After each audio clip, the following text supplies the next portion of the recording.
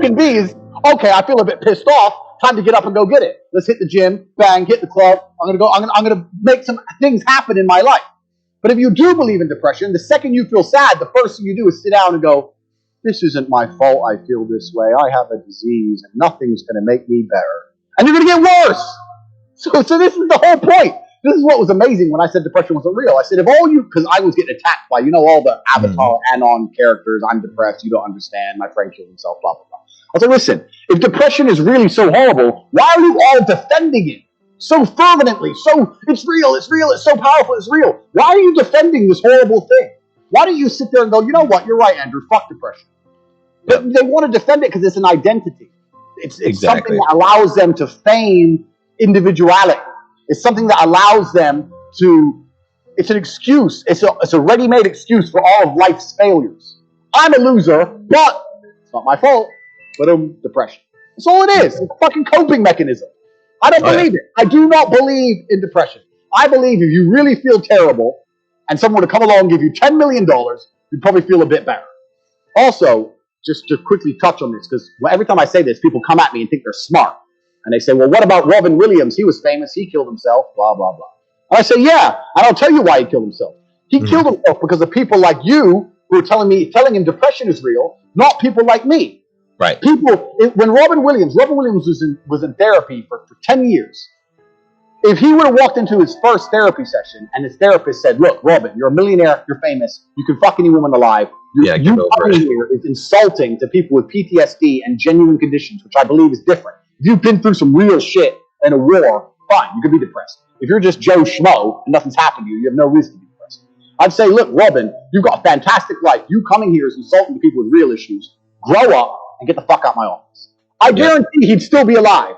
But instead, they start giving him mind-altering drugs, antidepressants. They fuck with his brain chemistry. They tell him to sit down and for 10 years, every day, go through every bad thing that's ever happened to you so you cry your eyes out. After 10 years of that, I'd jump off a bridge. Yeah. Of course, you go, I can't handle another one of this therapy bullshit. And the whole time, they're telling him you're never going to get better. You're never going to get better. Depression's got you now. There's nothing you can do. It's in your brain. Like, come on, man. This whole idea of depression being the scariest thing in the world is what's making people kill themselves. You're giving these people no hope. 100%. I'll give you hope. It's bullshit. There's your hope. It's bullshit, and you're being a bitch. Get up and be a man. There's your hope. Crazy.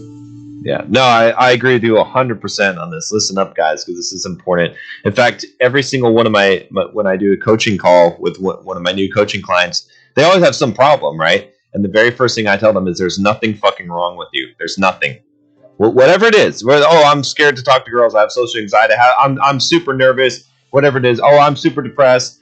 Whatever the problem is. I have ADHD. Nope, there's nothing fucking wrong with you. You're perfectly normal. That's exactly, because everyone has to deal with their shit. And it's just a question of whether you've dealt with your shit or not. And most guys have not dealt with their shit. And once you deal with your shit, I mean, we all have different shit to deal with, but there's not. It's the natural state of humans to be fucked up. Like, we're all fucked up. Of course. And life ain't fucking easy. The problem is we've given names to everything. And when you give everything a name, people buy into it faster. Yep. So, I remember a very quick story. I was fighting, when I was still fighting pro, my number one gym mate, he was like another guy. He was fighting UFC. I was fighting kickboxing. And he was, at the same time as training, he would train for me for about 5 years. And when you're training pro, you always pick up injuries. Things hurt all the time, sparring, training, whatever. Fights, you don't have time to heal before your next fight. Things hurt. Anyway, he was training to become an osteopath at the same time.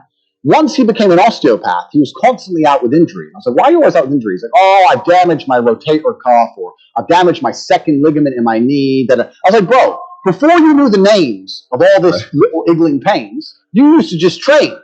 And you used to ignore it like I do. Now you know exactly what it is, and you've given it a name, and you've looked it up. Now you're being a bitch about it. Can't you just go back to thinking, my knee hurts a bit, I'll kick with the other leg? Because that's what I do, and that's what you used to do. And it's exactly the same with these mental illnesses. I feel this way. That's because you have this. Then they go on Google and look it up. Shut up. The world doesn't care how you feel anyway. So, the world doesn't give a shit. You're either a winner or a loser. You're either gonna push to succeed or you're not.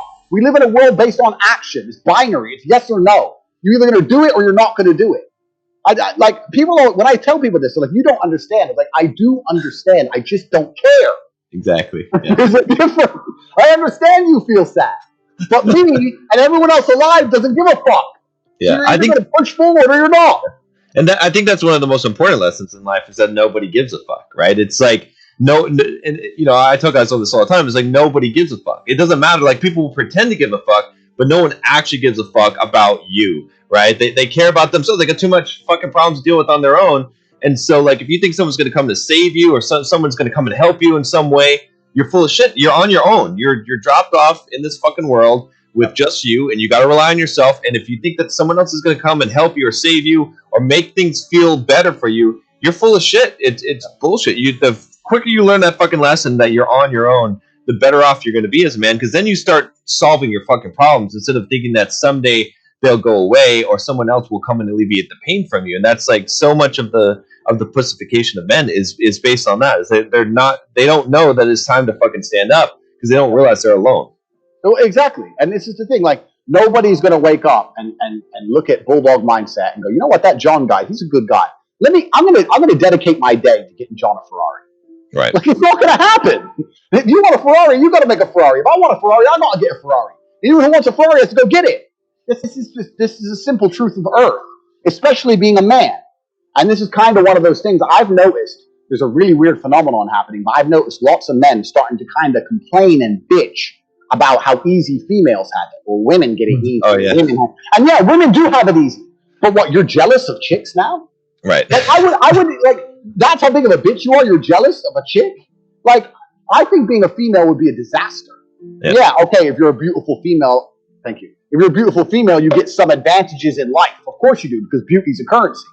But the idea of actually living life as a female, there's no conquest. There's nothing. I mean, what do you really do? You get a guy, you love your guy, maybe you get some nice meals, you buy a handbag, you get pregnant at the end. There's no conquest. There's no domination. So being a female would suck. But you're sitting here jealous because a female gets to ride in a nice car. You can't buy one. You're a fucking punk. You're a punk, man. Yeah. And this is the truth about it. Puts a span. Like, I think a lot of guys don't understand. They get upset when I talk about this, but it's like, imagine what your life would be like if, like, your whole identity was based on your looks, which is going to be finite you only have this for like maybe 5 to 10 years max. Every day you got to wake up, you got to put on fucking makeup, otherwise you look like shit, because there's already a standard of what you look like, and if you're below that, you're going to feel like shit. Your whole identity is wrapped up in that shit. I mean, I don't want that. Fuck, I like to be able to just be me and be a stud based on who I fucking am instead of what I look like or exactly. As a man, you can build your character, and that's what's so good. That's what's so good about being a man. As a woman, you're born either with value or without value. A bit of makeup can change it or not, and that's basically it. Surgery, whatever. But as a man, you can build your character from the ground up. You can decide: do I want to be a hard ass UFC fighter? Or do I want to be a rock star? Just like a video game, you can build your character. Who do I want to be? And you can build it from the ground up.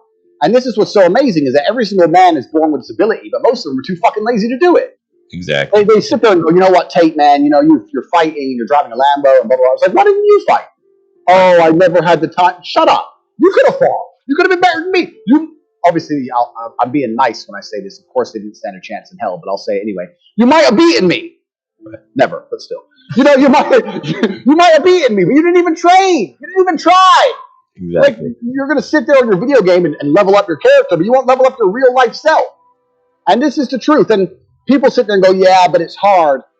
You wouldn't want it if it wasn't hard. Because if it wasn't hard, everyone would have it, and it would have no value. If everybody had a six-pack, you wouldn't want a fucking six-pack. This is the beauty of it.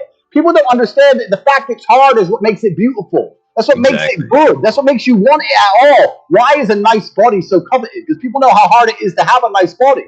If we all could just shred like this, it wouldn't mean anything. Yeah. Value and scarcity are linked. They're together. So you can't sit and complain about the value of things and then complain it's hard.